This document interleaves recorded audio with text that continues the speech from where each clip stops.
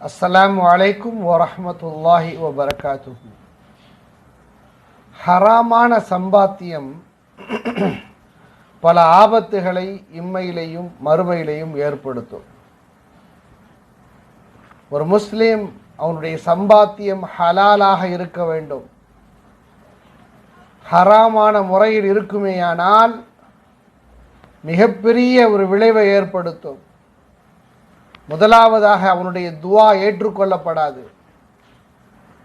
அவனுடைய ஹராமான அந்த சம்பாத்தியத்தில் எந்த பரக்கத்தும் இருக்காது. ஒரு நாள் அல்ல ஒரு நாள் அது மிகப்பெரிய ஒரு நஷ்டத்தையும் அழிவையும் தேடிக்கொள்ளும்.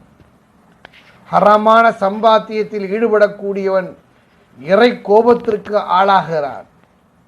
ஹராமான சம்பாத்தியத்தை சேர்க்கக்கூடியவன் இறைவனுடைய சாபத்திற்கு ஆளாகிறான். ஹராமான சம்பாத்தியத்தை செய்யக்கூடியவன் அல்லாஹ்வுடைய அருளை விட்டும் தூரமாகிறான். ஹராமான வழியில் சம்பாத்தியம் செய்து அதில் அவன் செய்யக்கூடிய சதக்கா தான தர்மம் அல்லாஹ்விடத்தில் ஏற்றுக்கொள்ளப்படாது.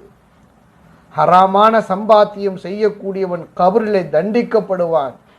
மறுமை நாளிலேயும் மிகப்பெரிய தண்டனைக்கு உள்ளாகுவான். ஆகவே நம்முடைய சம்பாத்தியம் ஹலாலான வழியில் இருக்க வேண்டும், ஹராமாக இருக்கக்கூடாது.